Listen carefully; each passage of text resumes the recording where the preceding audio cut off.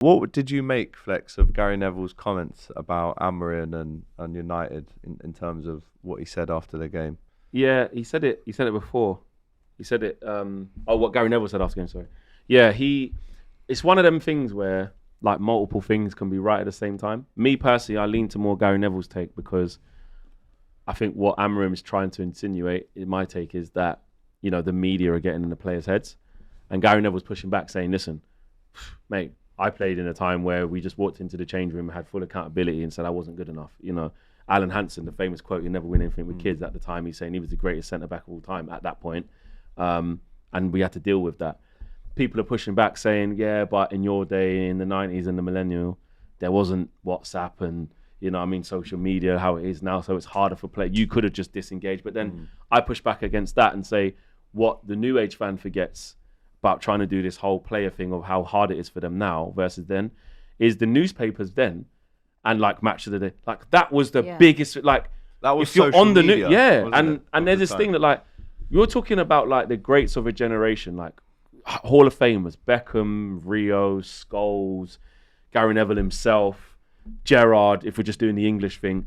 Don't act like these men didn't have pressure because the social media wasn't his thing. Beckham couldn't leave his house, bro. Yeah. Like, let's not effigies were getting burned. And if you're gonna choose to play for Man United, which where Gary Neville's right, when you sign that lovely, nice contract that comes with playing for the best club in the world and the biggest and the best and the most money, and you get this nice contract, that's what it comes with, bro. When you win and you do well, you get celebrated and lauded like a hero. When you don't, the pressure's on, and even more so when you're a manager of this football club. So you don't. I think when you're losing as many games as Ruben Amorim is or has done, I think it's a difficult sell if you come out and say that, well, you the media are telling my players that the system is the problem when it's not, and I've got to undo that, even if it's true, because he's basically saying that I'm with the players all the time, and it's in their heads that it's the system thing.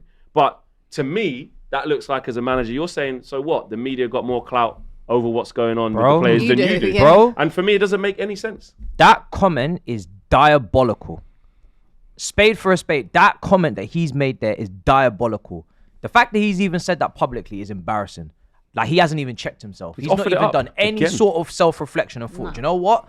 I can't say that. Even if you think it. I said that. Even if you think it, you don't say it. How can you come out and say the players are taking in what you're saying on TV about the system and I'm having to undo that?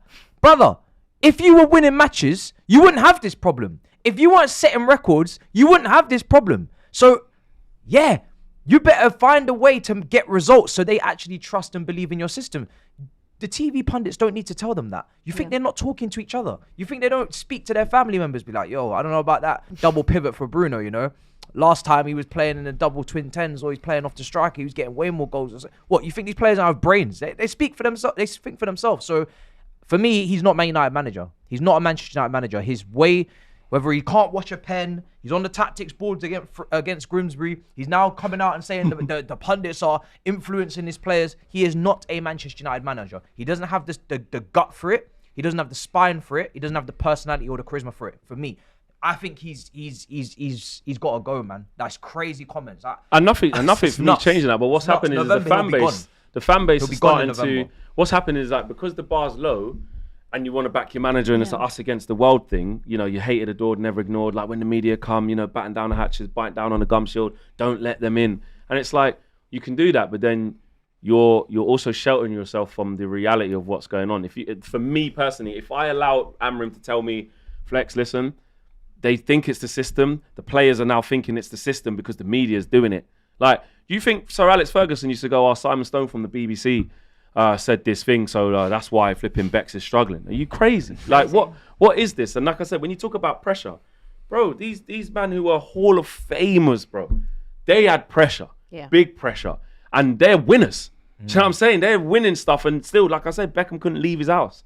Rooney couldn't leave his house. You know what I'm saying? When certain things happen. Paparazzi, all of this stuff, like it's not like that. So I just think that we're being way too soft if we start to go, listen, I know like players are now a new different generation of player, and you got to talk to them a different way, and you can't just be Roy Keane in the change room telling every man about themselves, and because it's not going to work. There's different methods, but it's a scary line if we allow the manager to kind of just be like, nah, he is right though, because the media are really negative. So how do you think that feels for the players?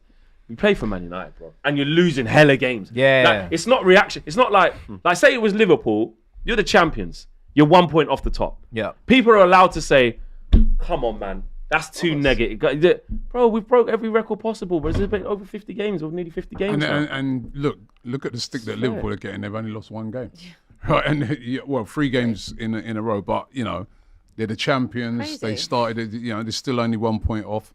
Look at the. He's not like he's being picked on. But we convolute do convolute the two, Yeah, because there's another thing where. No, but if you're a big club like Man United, Yeah, you that's expect part the of scrutiny. it. It's like what Matisse said. It's about the spine and not going delusional or not kind of losing your train of thought or your integrity. But do you know what? It's just a weak mentality. It's just weak, and it's something that over the years has just developed at Manchester United from from the top down. It was never like that at Manchester United. And it's infectious, but both things can be true. There is unfair treatment. Do Man United players and staff and whatever get spoken about differently in the media to everyone else's club on here? I'd say yes.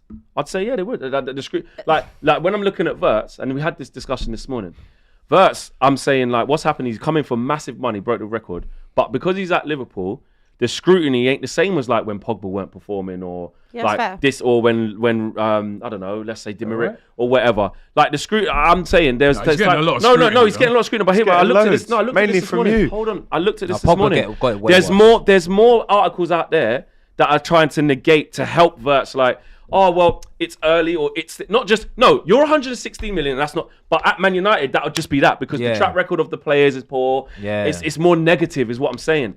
At Liverpool, I've seen things they were saying that there was this thing about Cunha, it was he's struggling, but then when it was Wirtz, I saw a thing that TalkSport did that said, oh, the top 25 players to go 007. It has Cristiano Ronaldo and it has. So what we're doing here is having a narrative that will kind of help Wirtz. It's okay. People takes the pressure off. But when it's a Man United guy, Cunha's not in the list. So what I'm saying is that what does everyone talk about the most? Manchester United this is good, what I'm Manchester saying. United bad. What sells papers? Manchester United. See what I'm saying about both things can be true. So that's someone true that saying we you're get reaching. That's what happens. I'm telling you what happens. I don't think you're reaching, but I do think the mentality of your club is weak. But what I can also sit here and say as a Man United fan is say that when you're this bad and they've got credit in the bank, i.e. their manager just won the league and they're in a settled squad, of course there's going to be that extra scrutiny on us and less on them. I'm saying that. You manage Man United, man. You've got to be ready for this. Yeah. It's as simple as that. It's the most talked about thing. Even if you win literally every game, when you lose one, stick. On the game It's itself, crazy. though, Flex, obviously Sesko gets a goal, Mount gets a goal. Probably both in need of a goal for confidence reasons. Again, they had a couple of chances, but you take that all day, don't you? Just nice to just have a routine. You were at the game, yeah? Yeah, I was at the game. Just routine. Just do what you're supposed to do to a team who's just been promoted, which, we all said, Sunderland, mate, tough, this, that, and the other. No, we were fine.